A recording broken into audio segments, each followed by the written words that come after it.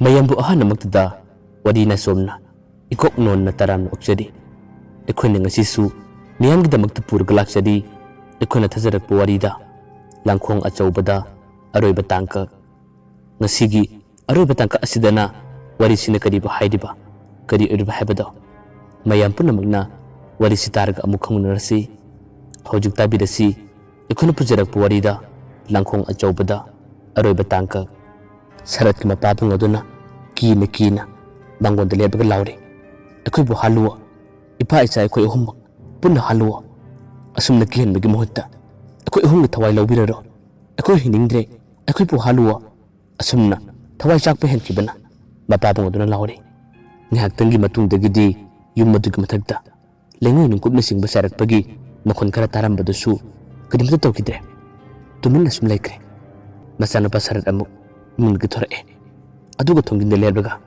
babung sangsilao mapandu kuna leigano sangsilao babung ngasigi numise mawang mane babung mapanda leigano sangsilao haibane asumna masana pasarana tuna laubadagi mapabung adusu imung chalakle imung da makhoi kudimak puna leire mapana di masani da wari kaya masare pusiba sarar kari matawna khangdre amuka tawdaba thawdok kaya amane akhoi yum sida tholiba ipasu gan mamle wakhan thoktre nokhoi anisu khara chikina leyo lai thokpa tamna ba haibado asini namana khudong thiba takibadagi akhoi gi imung ase kaino ma tawre yum sigi akoibada phattaba lai kaya amasu koina salabra selaba kadno khangde masanu pasarana ma haire adu babu asibu phajana lai khrum tholabadi phabangam loidra mapana haire khrum ba yaba kaya ma khurumle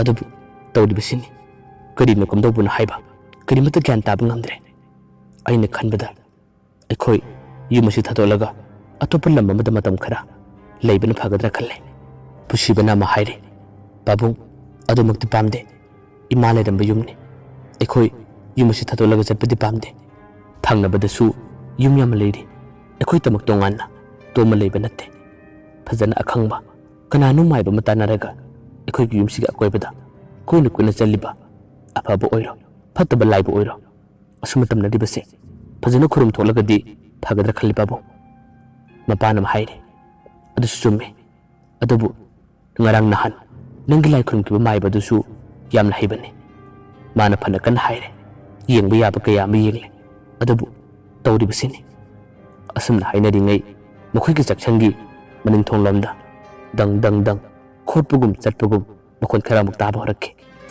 pusibaga saratkadi makhon du tabadagi sele kusine mapan haire tu yengo tawri basini asibu kari matawno ipadi gan mamla haiba tharana kina mag mapabung da haire babu lekai tana blausira aduga kari ne kumdo buna habida phajani yengna pharoidra mapana khumme lauroisi ngasigi nimit asidi siragasi changlagajang ipa amuktung di yelage masana papa sibo sarat kana babu khame babu adum tawgano babung da kadi gumba khudong tiba tarabadi ekhoidi kanagal hewgani babung nang thokino mapana khumme kashum toroi phajani yekhilo nakhoi anisu aigi tung ilo aduko chakchangdagi mekhak amamum nakhoi ani pairo aduga aina saksangi thongase tamna hange kanana karino haibase akhoi yengsi asumna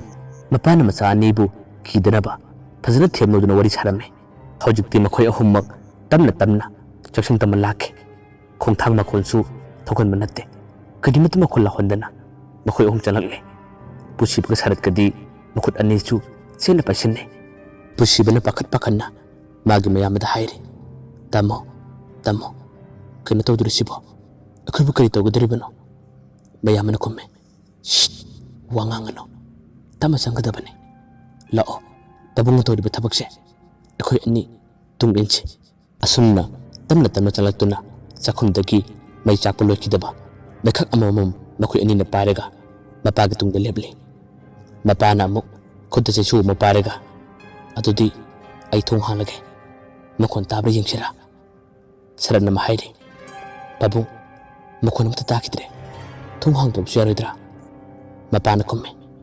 Akhoi lei haibig sawm phangbadagini. Mana thindribase. Adubu tumilasi. Ngaktang ngaisi. Asumna amuk makhoi minute mari manga amati wa mata ngangdana. Saksang aduda tumina lebli. Phana kuina makhoi leibadagi saksangi thong aduda goro goro khotpa. Thin monoma kaya amatorambado. Tumina laikre. Karimta tawkidre. Mapana haire. Karimta tawdre. Akhoi bu thong chuba hangdabana phagadra. Masana papu siban haire. Aduni pabu numidangne. Thong hangurabasu fatta balai oramlabadi. Akhoi da amu awabu khudong tiba tarodra. Mapana haire. Adu dingai ko. Nakhoi anisu tumning mulerabasu ngaktang khango. Aduga ngasigi numit asida. Akhoi da kihalibase. Kanano karino habadi ipasu khangnaba tawge. Asumna leidingai ngaktanggi matungda maning thonglomda khawdembagum lokhobagum makhollama yama tamna tamna tabhorakki. Makhodu tabadagi saratna muktamna magi mapapungda haire. Babung babung lakle. Makhollama taribasibu asina tabra. Mapana haire. Mane. Adudi kamai tosige. Pusibadi asumna makhonda tarakpadagi kibe henkibana. Magi mapapungin nanganda kana kosille. Babung babung ai kibana kaino matawre. Thokonuko thokonuko. Karigumba thoklabadi khudong tiba tabi yai. Babung thokono thokono. Asumna haduna mapada kana kolle. Mapana haire. Kasum tawre. Nuti numit khudingi akhoi tumba yadriba. Akhoi tatna kihilibase. Nasigi numit asida karina kumdawbuna habase khangba tabane. Pusiba thawna layo. Nasigi numitang asida afaba laibu oiro fattaba laibu oiro lathenaba tabane. Sarat ipa thong halage nang semsaba loirabra. Sarat na kumme. Loiri babung babung ado thongdu tamna hangbiyo. Mapasu hadana kumle. Aduga saksangi thong ado tapna makolla hondana hangi. Thongdu tamna hangbaga kadigumba amatasu leiba chatpagi sawmdi kadimta tadre. Ahanbata thong ado khajikting hangdokpane. Adubu hojikti punna hangdokle. Sarat kamagi mapapungana kariba leibano kadumdagi lakwa sawmna haduna koina koina yengle. Pusibadi kibe henbana kadimta yengde. Saksang manungda adum tumina leide. Magi masapumbadi thakta nikle. Mapapungna magi machanapa sarat tam haire. Sarat karam tosige karimta leiba karimta lakgi sawmdi amata tadre. Asomna tholaga mu yengsira. Sarat nam kumme. Babung thokpudi tholagumse asida sum leirese. Hairibatane madu laine laiga miga manabi yaba natte. Akhona tholurabadi khudong tiba awabase tagadi khanji babung. Mapana kumme. Adudi saksangi thongse lolasira. Hoi lolasi babung. Asumna amuk mukhoi ani punna imung chalakki. Aduga saksangi thongodu losille. Lon baga kui hobanate. Saksangi thongodu amu goro goro kholae thilae. Adumna kholappa thilappa tawbadagi yamna thuna mapaduna thong hangdoe. Aduga magi saisu aduna mapalalaga maning thong adugi ahangbada saisu du paraga panghai dharame. Magi masindagi su sauninga pendaba kayadana kana kana laure. Khangbra nang kadum singani kadai legane ngasigi numita nang hatpa tabane. Khangbra asumna saisu du paraga maning thong adugi akoibada koina koina hairi. Makhoidi karimata uba natte khangba natte. Aduga magi masana pasaratsu mapagi tung ilaga bekhak adu paraga maning thong adugi akoibada koina koina hairi. Lausu laure thoro olaw ngasidi lanthina batabane nang kadai lotkane. Ngasidi akhoi ahum chalaga nang hatkane. Asumna sauna sauna saratna su mana pariba mekha ado panghaida hairi. Pusibadi thorakte saksang adugi thungin mapanda lebaga mapaga mayamangna tawdiba mong mataw adubu adum yenge. Aduga amuksu magi masapumba kibana kaino matawri. Marak maraktasu khara lapna hawriba using amadi atopa amamba songmusing aduda pusibana muna muna yenge. Kadumdaba leibano kadumdagba lakadurubana hadana adum khalle. Aduga amuksu akiba singnaba aduna mana lebleba aduga tungdomdasu matomda yenge. Kadibu lakpano kadi thurapuna hadana yenglibane. Madi khara kiganba khara pakhatpa aduna masa pumada kainama tawre adum leirambadagi mapagi manakta muk thorake aduga mapagi tungda leiraga mapada kollaga pabung sanglasiba ai pakhatpana kainama tawre pabung hakchangse leiba yadre pabung sanglasiba mapana tamna khumme putsiba karigi nangna pakhalibano kiribano nangi nayam leiri nangi pabung leiri kadimata pakhatkano kigano asumna hairaga mapabung adudi magi chaichuado panghaida hairi aduga masanupa saratsu adum hairi ngaktangi matungda mapaga saratkasu chaichu hairamba mekha hairambada leble aduga makhoi ani wari amuk sanai mapana haire sarat karam tosige mahakse aswada leide habdi khangle adubu akhoi namit udabagine masanupa saratna makhumme aduni pabu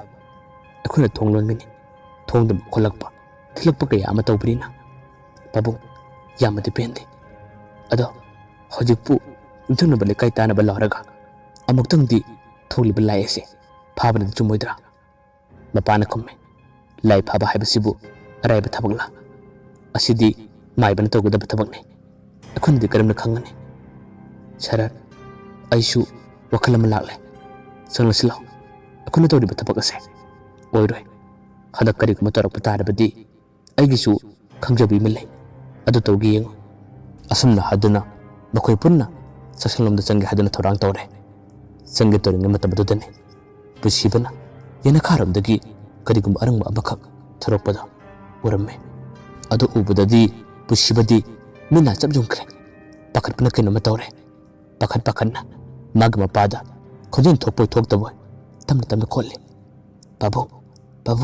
babu asumna korakpada mapan hange kadore kadi tawre pusibana wangang mudi thoktabana yana kharam makul du thille aduga yengutu babu arang makak troli bachakaini yengutu thorole babu adumna kina masa thakta nilaga pusibana harakpadagi mapaga sarakkasu yana kharam di yengi matam aduda makhoi su mayak sena ubu phangle irang lang mabil alikha makhoi ahumda muni yengtorali bada makhoi su ure matawdu ubada sarat so hojikti kibana kaina matawre khudakta magma para kolle babu asidi karino amukta pap udre asibu karino babu mapa adusu amambu ibanina karino haibadi khangde irang lang badu da muni yengle aduga mapa duna tapna haire sarat kigano hojikti magi asem saktamase akhoi ure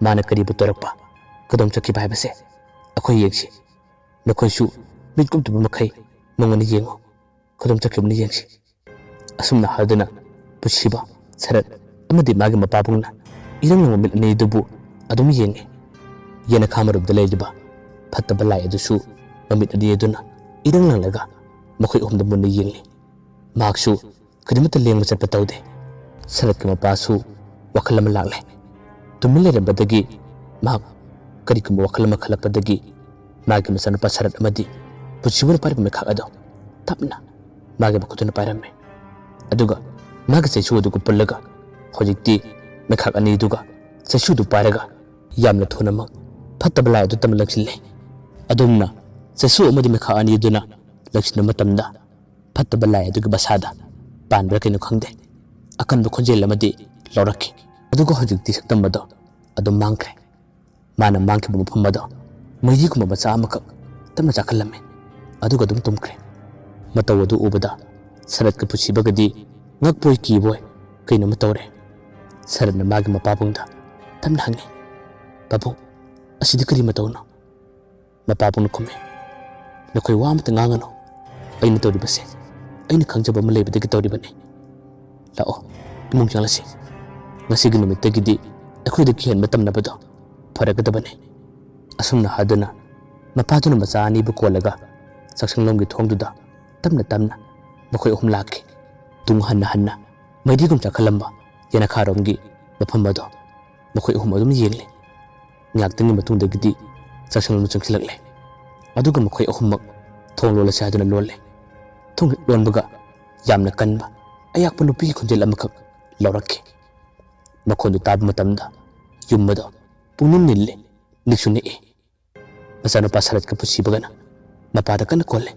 Babung, babung, asibu karino, asibu karino. Mapana kumme. Kasum tororay. Magi Aroiba matam yorabane. Lao, tumudasi. Ngasidi ako'y ahum na tumsi. Athengba ahingda karigumba kharadi torokpa yai. Mase ipana china thajabane. Wahai si haduna mapaduna masa aniba kolaga phamang tamna pusilakki. Aduga makoy punna phamang dulong hibdare. Kari torakpuna kari sawm lakpuna haduna makoy ahummak puna nakung thangaduna tari. Adubu kari mata lakte kari mata torakte. Konna thangda makoy ahummak puna tumtakre. Numidangi matamsu thirgilagle. Pung ama khare henjilagle. Matam asidane Sarat ki mapapang gi mangda magi lekhitrabi nupido laame. Aduga magi nupada asumna haramme. Naki yumase fattaba laina sinaduna nuti nubi khudingi nakhoida kihanba numidang tumba yahandaba kaya amadi tattana tholagane. Nakhoida awaba khudong thibadi pangna taroy. Adubu tumba yadaba akiya khang kaya amadi nakhoi ahumda tattana thingnaba yai. Punamak sing asidagi kongnaba nathainaba nangna maikhak langkiba yana khagi mafam baduda utki mapai macha amakak leibane. Adugi mapai macha ado nangna ngasiga nungalamday matam asida turin khongbanda challo. Aduga fajana khurumjaraga utki mapai ado turelgi ijelda adum tawthahanko. Adu oiba tarabadi napana chana khoi ahumgi pusida awaba khudong thiba akiya khang haibado amukhana tholarai. Aina Isorgi laman tuan kibana nakhoi mayam ga iga punna leiminabasu phangkidre. Aina maram oraga imang asidasu awaba khudong thiba akiya khang kaya amasu tattana thokle. Aina haidba wase nana karigumba tabiraba nangna nisilakpaga hek tawba tarabadi matungda akiba tamnaba haibado amukhana phararai. Ai challe wahaido harakpada Sarat ki mapabang ado hojikti misinglae. Aduga ish kari mangna hojikitude mana haidibadabu tasina machungudoribara. Asumna khallaga yamna thuna mahak tamna hokalle. Aduga magi mon manakta leiba toslai tu paraga yana kharomda bekhalanki badugi manakti yenge. Matam aduda utki mapai macha am khalerame. Adu upadagi mahak khangle magi nupina haidiba wado achumban haibase kanamata khangandana utki mapai ado punna tasille. Aduga plate lamada fazana hable. Aduga yamna thunamak mahak turin khongmanda lakhe. Nungalamday matamne nakan dasu nuksisu liri sille. Matomda lakpo oibanina akiba khardi phawe. Adubu tawdaba yadaba tabak oibanina kina mahak adum lae. Magi tungdamdasu karigumba khara lakpagum taranrakpagum adum makhon tai. Adu phawbada Sarat ki mapa adudi kidaba sadana turen khongban tamna lakle. Aduga turen yoruba matamda fajana lai khurum tholaga utkum payado tamna turen gi ichenda adum tawthahanki. Ngaktangi matungda Sarat ki mapapang adusu mayumda halakle. Yumgi thongado tamna hangdoe. Aduga amuk tamano silaga mahak phamungda kakhalae. Phamungda kakhalakpa matamda masanupa anido bisilak lerame. Masanupa ani hange babung kadai chalubano. Mapana nokpet tawna tamna khumme.